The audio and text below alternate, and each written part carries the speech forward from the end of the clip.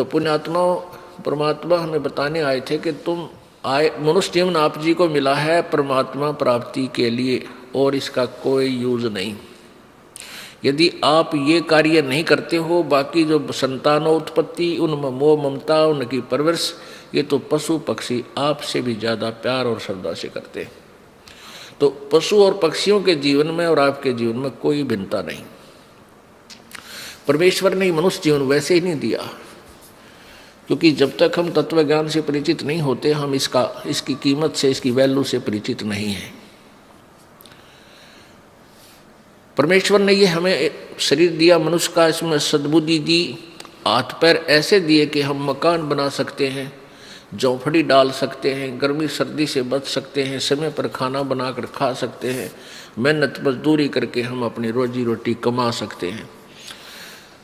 इसके इसलिए दिया था परमात्मा ने कि ये सब सुविधा करके आप अपनी एक छान डाल के, झोंपड़ी डाल के या मकान बना के, जैसे भी प्राकृतिक आपदाओं से बच सकते हो जो आपके भजन में बाधक हो सकती हैं। जैसे तूफान आता है, आंधी आ गई, ओले गिर गए, वर्षा आ गई, सर्दी ज़्यादा होगी, गर्मी अधिक होगी, उनसे बचने के लिए एक छान डाल लो, एक मकान बना लो साधारण सा,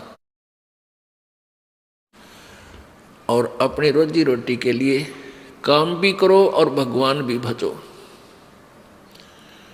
पुण्यात्माओं, काल ने इस कलयुग में सारे हथकंडे अपना लिए कि ये भगवान भक्ति ना कर सके ये मनुष्य।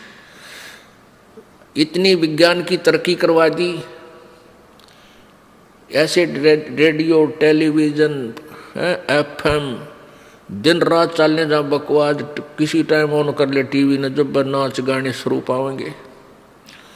मोबाइलों के अंदर सारी बकवास भर लो, सारा दिन कान का लाए रहो, दूसरे ना पता के कर रहा, कान में ला और जेब में डाल ले, सुने जा बकवास सारा दिन। और फिर अब ये शिक्षा बना दी। अब शिक्षा इसलिए आवश्यक थी, काल ने तो बनाई है हमारे को भगवान से दूर करने के लिए, यह शिक्षा का स्तर। और परमेश्वर ने पता था कि यह शिक्षा स्तर आवेगा, शिक्षा का समय, तो मैं अपने बच्चों को अपनी पहचान बता सकूंगा, सदग्रंथों को दिखा सकूंगा। और जब आपको ज्ञान हो जाएगा, फिर आपके अंदर वो दोष नहीं रहेगा जो शिक्षा से उत्पन्न हुआ। क्या हुआ कि अब कितनी फैक्ट्रियां, कितने प्रकार के ये सरकारी कार्यालय खुल गए, इनमें जो एम्प्लॉइज हैं, कर्मचारी अधिकारी हैं, अब ये बहुत बिजी रहते हैं। आप देखो बैंक में एक कलर को समय नहीं लगा रहता है। फिर वो सारा दिन तो वहाँ डिस्टर्ब माइंड आते फिर क्या गुटी लाओगा या फिर टेलीविज़न चलाओगा मनोरंजन के लिए, और फिर पढ़ कर सो जाएगा, तड़के खा कर रोटी सवेरे फिर भाग लेगा। तो और पहले क्या होता था कि सब कोई भेड़ बकरियां पाला करता, कोई गऊ पाल लेता था, कोई वैसे मजदूरी कर लेता था छोटी मोटी, कोई मानसिक ऐसा काम नहीं था, ना किसी का टेंशन थी। परमात्मा टाइम पर टूक दिया करता था, भगवान पर आश्रित थे, वर्षा के लिए प्रार्थना करते रहते थे, मालिक को याद करते थे। तो भक्ति का तो समय वो था बहुत बेस्ट। और अब काल ने ये सारे हथकंडे अपना लिए। इनमें से एक शिक्षा भी है जो डिस्टर्ब करने के लिए हमें इतना ये छोटे मोटे खिलौने बना लिए, कोई जहाज बना लिया, रॉकेट बना ली, और इन्हीं से हम मान बैठे कि हम भगवान से भी सुप्रीम है। नहीं, ये भूल है जीव की। अगर 2 वर्ष वर्षा ना हो, परमात्मा दया ना करे, और जैसे पीछे हाहाकार मच गई थी, ग्लेशियन खत्म हो गया, और पानी भी नहीं रहेगा, ये हो जाएगा, ये जो चाहे सो कर दे। अब इतनी बर्फ गिर दी, ग्लेशियन कर दी सारे का। तो हम क्यों ना उस मालिक से अर्ज करें तो सब कुछ ठीक कर दे। विज्ञान तरीके से हम कितना क्या कर सकते हैं। तो अगर 2 वर्ष वर्षा ना हो ना, ये सारे रॉकेट, ये जहाज उस एयरपोर्ट पर खड़े खड़े जंग लगाए, इनका कोई बैठनिया नहीं पावे इनमें, न ये टेलीविज़न देखे, क्योंकि पेट ना भरेगा। बकवास तो जब आवे, जब हमारे अंदर समय पर टूक मिल जाए प्राणी को। एक बार अकाल गिर गया था, एक भयंकर अकाल गिरा था, और 2 वर्ष पहले तो 1 वर्ष का अकाल बहुत होता था, तो उसमें इतनी हाहाकार मच गई कि जो दिल्ली के सेठ और राजा लोग होते थे, जो नान पुलाव खाया करते थे, उन्हें रोटी भी ना पाई, घास तोड़ तोड़ के खाए, धक्के खाते अंडे और मर गए भूखे। तो परमात्मा कहते हैं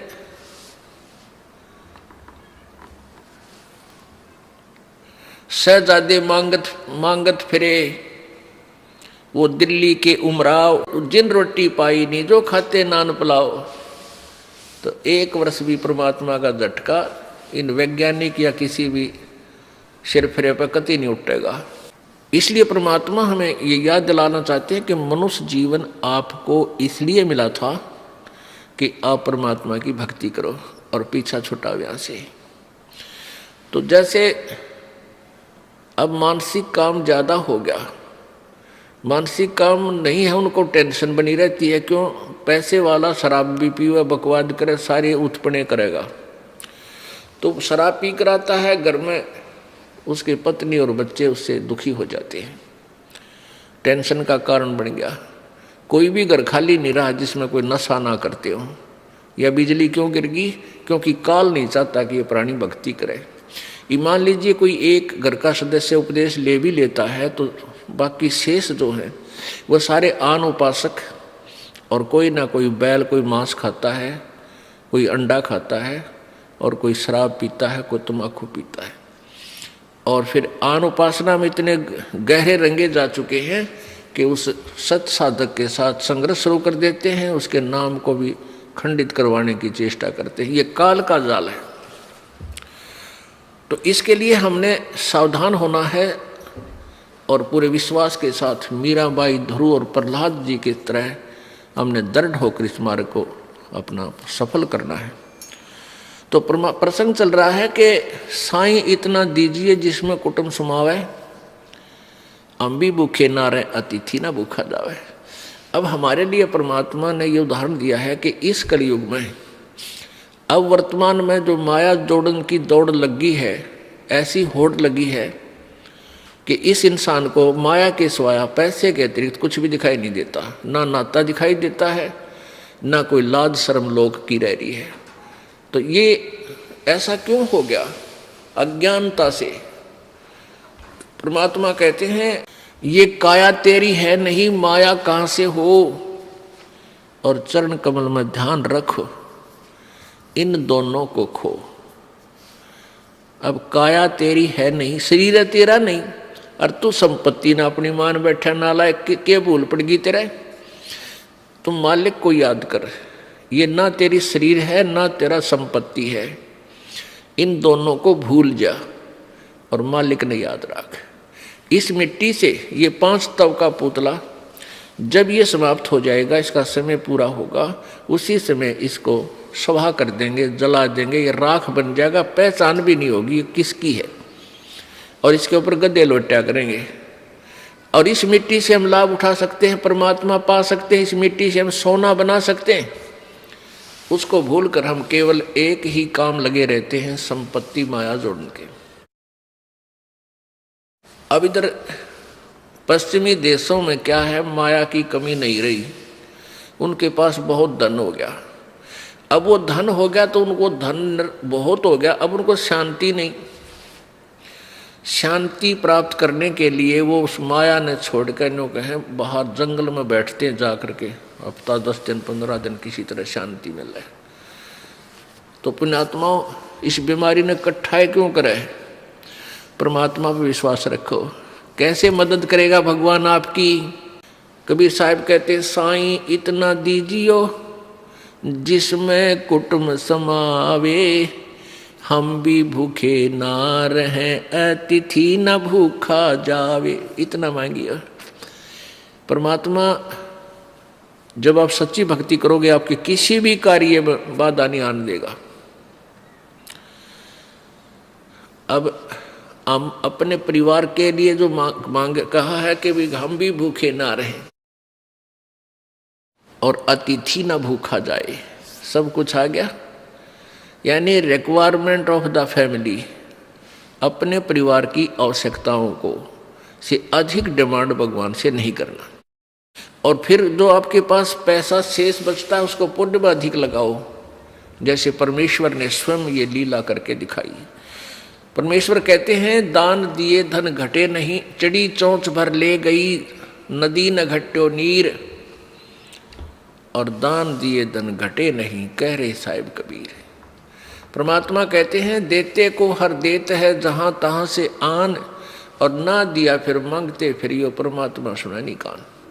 जैसे किसी ने पिछले जन्मों में पुण्य किया है, आज वो गाड़ियों में चलते हैं, बहुत अच्छी व्यवस्था घर की है, और जिन्होंने पूर्व जन्म में दान नहीं किया आज वो गरीब इतने हो गए हैं, मजदूरी भी कर लेते हैं, कोई कागज चुगते फिरते हैं, दिए भाई बाबा दिए, कोई नहीं देता चवन्नी। तो क्यों नहीं देता? क्योंकि उसने पिछले जन्म में पुण्य नहीं किया। तो कहते हैं परमात्मा कह रहे हैं कि देते को हर देत है। किसी ने दान किया है पूर्व जन्म में, तो आज भगवान उसके ठाठ कर रखे हैं, और अब भी दान करोगे तो इस जन्म में भी मिलेगा आपको, और अगले में भी, नेक्स्ट में भी मिलेगा। और दान करोगे ही नहीं तो दोगे, मिलेगा कहाँ से? देते को हर देत है जहां तहां से आन। और जिसने दान नहीं किया, नहीं दिया, सो मांगते फिर यो परमात्मा सुने नहीं कान। धर्म बिना दापे नहीं, ये प्राणी प्रपंच, आस बिरानी क्यों करे तन दिया हो तो संच। एक समय परमात्मा कबीर जी जब यहाँ वो परमेश्वर बनारस के अंदर काशी में लीला करने आए हुए थे, वो यही ज्ञान प्रचार किया करते थे जैसे दास आपको बता रहा, जो परमात्मा ने, परमेश्वर कबीर जी ने 600 वर्ष पहले अपने मुख्य ज्ञान में, तत्व ज्ञान में बोला था। उसी ज्ञान को परमात्मा प्रचार किया करते थे, और दोनों धर्मों को, हिंदू और मुसलमानों को, दोनों को कहा करते तुम एक ही प्रभु के बच्चे हो, तुम अलग अलग नहीं हो। तुम आपस में झगड़ा करते हो, एक दूसरे को हीन सिद्ध करने की चेष्टा करते हो, ये तुम्हारा व्यवहार ठीक नहीं, क्योंकि तुम परिचित नहीं परमात्मा से।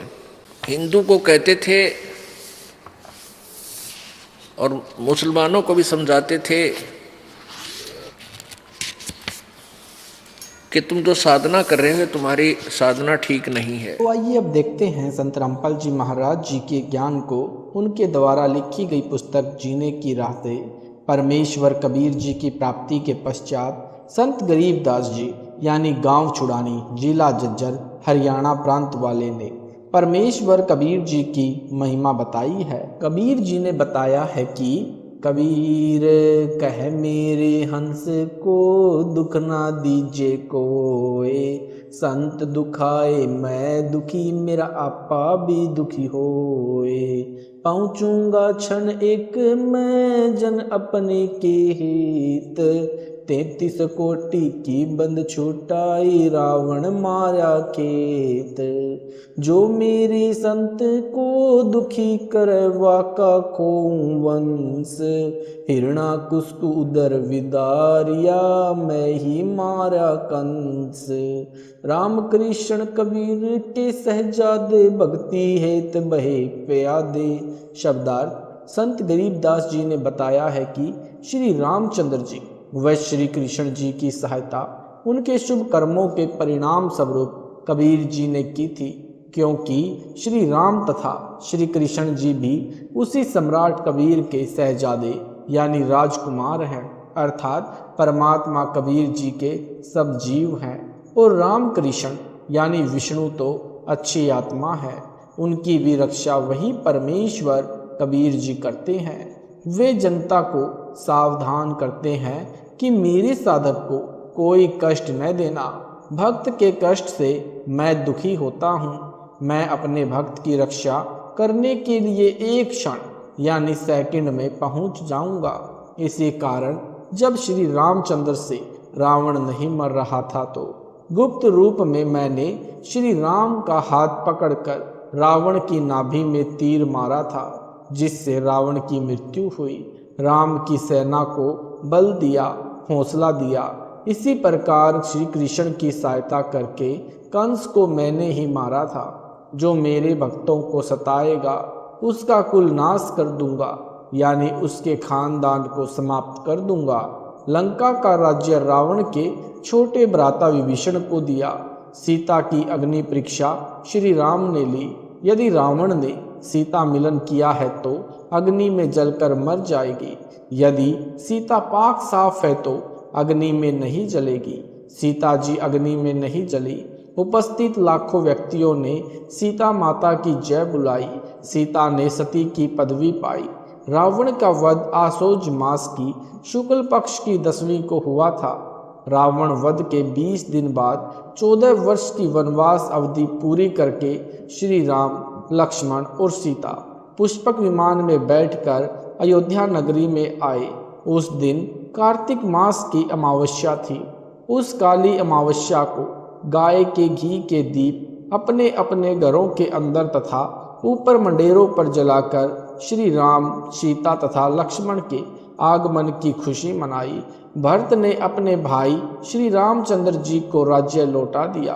एक दिन श्री रामचंद्र जी से सीता ने कहा कि मैं युद्ध में लड़ने वाले योद्धाओं को कुछ इनाम देना चाहती हूँ। इनाम में सीता जी ने हनुमान जी को अपने गले से सच्चे मोतियों की माला निकाल कर दे दी तथा कहा, हे हनुमान, यह अनमोल उपहार मैं आपको दे रही हूँ, बहुत संभाल कर रखना।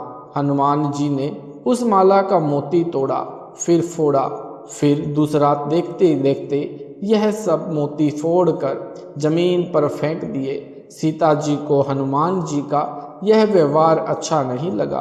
क्रोध में भरकर कहने लगी कि हे मूर्ख, यह क्या कर दिया? ऐसी अनमोल माला का सर्वनाश कर दिया। तू वानर का वानर ही रहा, चला जा मेरी आंखों के सामने से।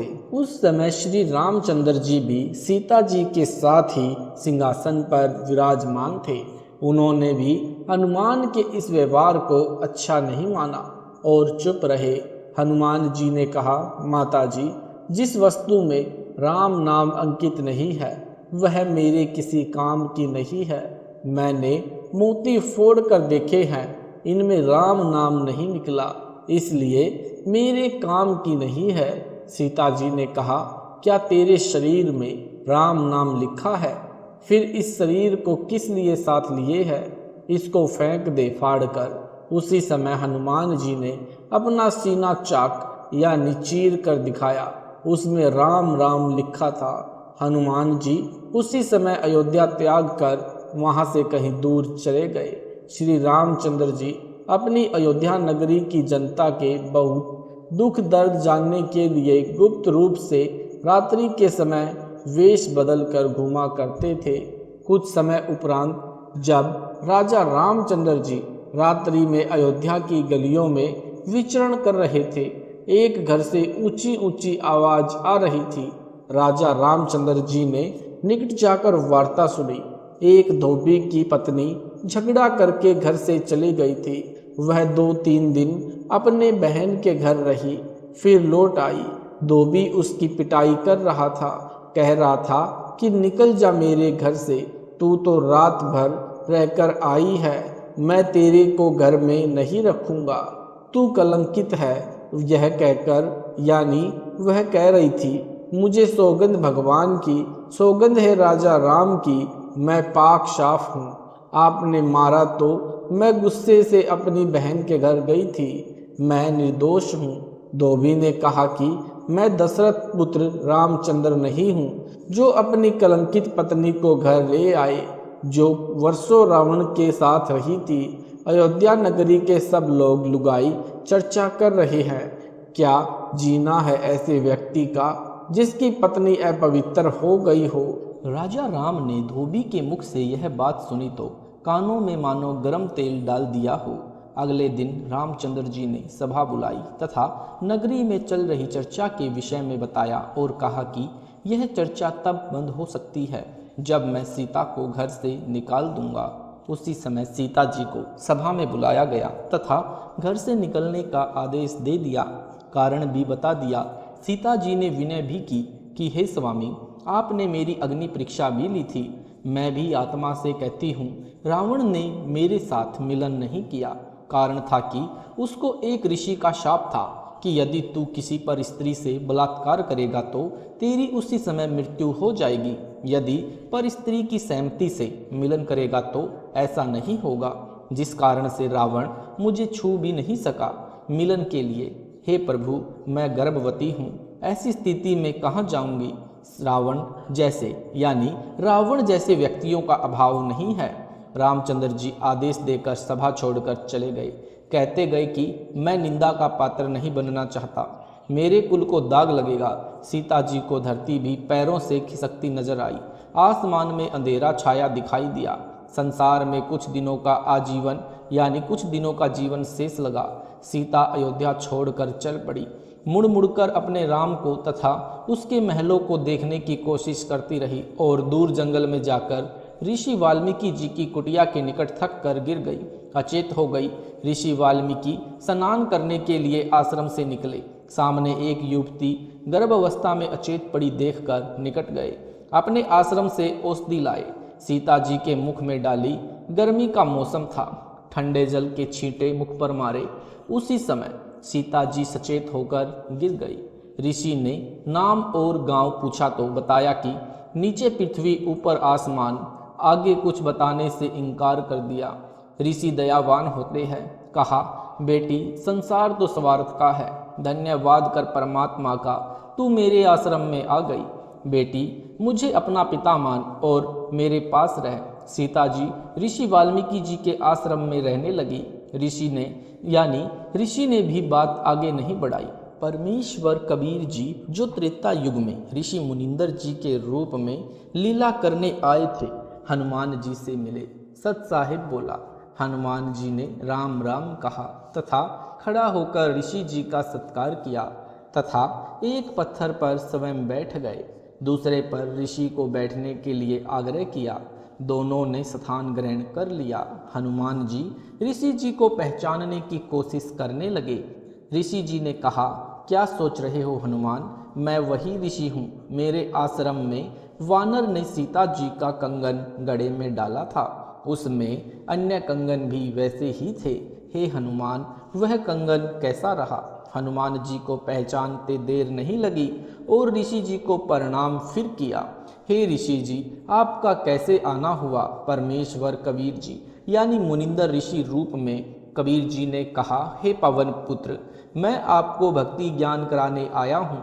आप जिस दशरथ पुत्र रामचंद्र की पूजा पूर्ण परमात्मा मान कर रहे हो, आप धोखे में हो। जो जन्मता मरता है वह पूर्ण परमात्मा नहीं हो सकता। पूर्ण परमात्मा तो अविनाशी है। हनुमान जी ने कहा, हे ऋषिवर, मैं आपके वचनों से आहत होता हूँ, मेरी भावनाओं को चोट लगती है। आप अन्य विषय पर चर्चा करें। परमेश्वर कबीर जी ने कहा कि यदि कोई व्यक्ति गलत रास्ते जा रहा हो, वह उस रास्ते को ठीक मानकर चल रहा हो तो डाकुओं के डेरे में जा रहा है।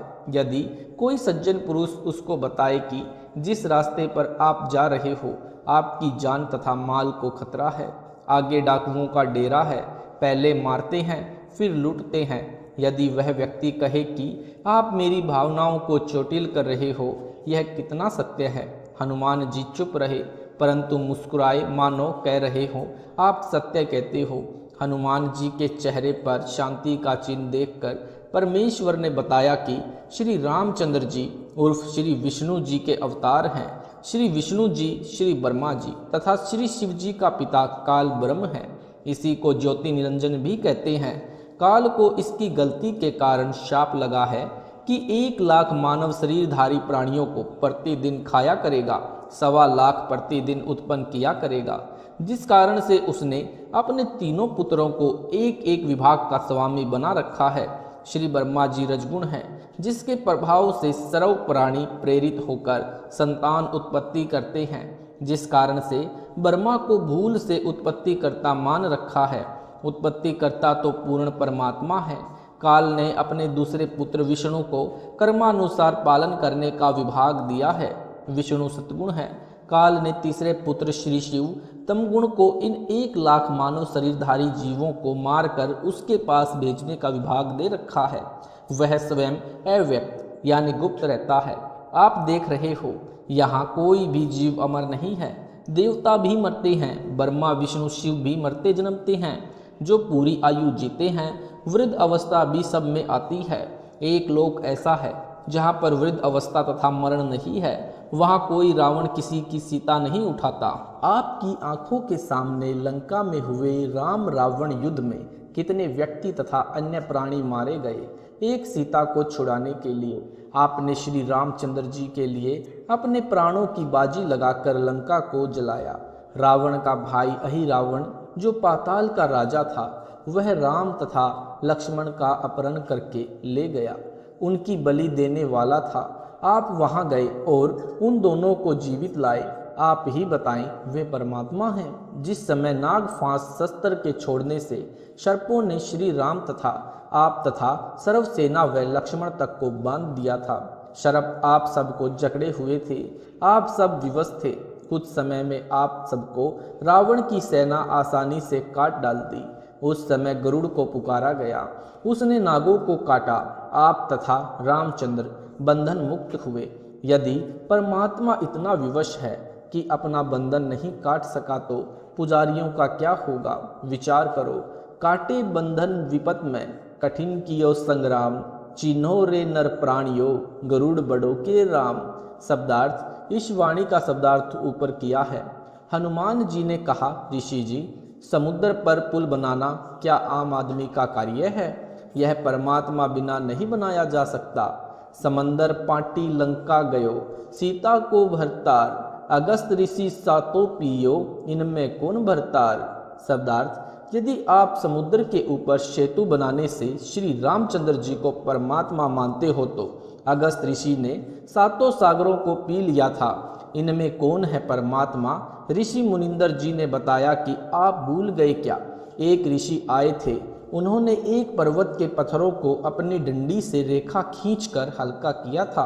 तब पत्थर तैरे थे, तब पुल बना था। रामचंद्र तो 3 दिन से रास्ता मांग रहे थे समुद्र से।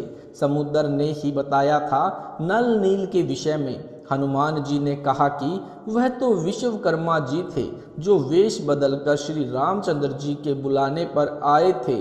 परमेश्वर कबीर जी ने कहा कि विश्वकर्मा जी तो पुल का निर्माण कर सकते हैं, जल के ऊपर पत्थर नहीं तैरा सकते। नल नील के हाथों में शक्ति थी। उनके हाथों से डाली गई वस्तु जल के ऊपर तैरा करती थी। उस दिन उनमें अभिमान आ गया था। उनकी शक्ति समाप्त हो गई थी। वह आशीर्वाद मेरा ही था। हनुमान जी ने पूछा, क्या आप ऋषि मुनिंदर जी हैं? परमेश्वर जी ने कहा, हाँ। मुनिंदर जी ने कहा कि आपने अपने प्राणों की परवाह न करके राम जी के लिए क्या नहीं किया। जब सीता ने आपको अपशब्द कहे और घर छोड़ने को कहा, उस समय श्री राम वहीं विराजमान थे। एक शब्द भी नहीं कहा कि सीता ऐसा न कर। पवन सूत अंदर से तो मान रहे थे, परंतु ऊपर से कह रहे थे कि ऋषि जी, किसी की आलोचना नहीं करनी चाहिए। मुनिंदर जी ने कहा कि सत्य कहना आलोचना नहीं होती। यदि श्री रामचंद्र और सीता के अंदर अच्छे इंसान वाले गुण भी होते तो भी आपका आजीवन एहसान मानते और अपने चरणों में रखते। आप तो उनके बिना जीना भी उचित नहीं मानते हो। और सुनो, आपके साथ जैसा व्यवहार किया उसका फल भी सीता तथा रामचंद्र को मिल गया है। कुछ वर्षों के पश्चात सीता को श्री राम ने घर से निकाल दिया। उस समय वह गर्भवती थी। यह सुनकर हनुमान की आंखों से आंसू निकल आए और ऋषि जी के चरणों में गिर गए। कुछ नहीं बोले। अयोध्या वासियों ने 2 वर्ष दीपावली और दशहरा मनाया था। उसके पश्चात बंद कर दिया था कि जिस देवी के लिए रावण मारा, आज वह फिर कितने रावणों का कष्ट झेलेगी। दीपमाला खुशी का प्रतीक है। जब राजा और रानी भिन्न भिन्न हो गए तो न दीपावली राजा को अच्छी लगे और न प्रजा को। इसलिए दीपावली का पर्व उसी समय से बंद हो गया था जो 2 वर्ष मनाया था। उसी के आधार से भोली जनता यह पर्व मना रही है। इसी प्रकार दशहरा तथा रावण दहन की परंपरा चली आ रही है। यदि किसी के घर पर किसी जवान की मृत्यु हो जाती है तो वह परिवार तथा रिश्तेदार कोई त्योहार नहीं मनाते। हनुमान जी ने कहा, प्रभु परमेश्वर की चर्चा करो। कबीर परमेश्वर जी ने सृष्टि रचना सुनाई। सत्य कथा सुनकर हनुमान जी गदगद हुए, सत्यलोक देखने की प्रार्थना की। परमेश्वर आकाश में उड़ गए। हनुमान जी देख रहे थे। कुछ देर अंतर्ध्यान हो गए। हनुमान जी चिंतित हो गए कि अब ये ऋषि कैसे मिलेंगे। इतने में आकाश में विशेष प्रकाश दिखाई दिया। हनुमान जी को दिव्य दृष्टि देकर सतलोक दिखाया। ऋषि मुनिंदर जी सिंहासन पर बैठे दिखाई दिए। उनके शरीर का प्रकाश अत्यधिक था। फिर यानी सिर पर मुकुट तथा राजाओं की तरह छत्र था। कुछ देर वह दृश्य दिखाकर दिव्य दृष्टि समाप्त कर दी। मुनिंदर जी नीचे आए। हनुमान जी को विश्वास हुआ कि ये परमेश्वर है। सतलोक सुख का स्थान है। परमेश्वर कबीर जी से दीक्षा ली, अपना जीवन धन्य किया, मुक्ति के अधिकारी हुए। इस प्रकार पवित्र आत्मा परमार्थी स्वभाव हनुमान जी को परमेश्वर कबीर जी ने अपनी शरण में लिया। परमार्थी आत्मा को संसार तथा काल के स्वामी भले ही परोपकार का फल नहीं देते, परंतु परमेश्वर ऐसी आत्माओं को शरण में अवश्य लेते हैं, क्योंकि ऐसी आत्मा ही परम भक्त बनकर भक्ति करते हैं और मोक्ष प्राप्त करते हैं। सत साहिब जी, अगर आपको वीडियो अच्छा लगा तो वीडियो को लाइक करें, शेयर करें, कमेंट करें। यूट्यूब पर ऐसी ही वीडियो देखने के लिए हमारे चैनल सतलोक संत रामपाल जी महाराज चैनल को सब्सक्राइब जरूर करें। सत साहिब जी, मिलते हैं अगली वीडियो के साथ।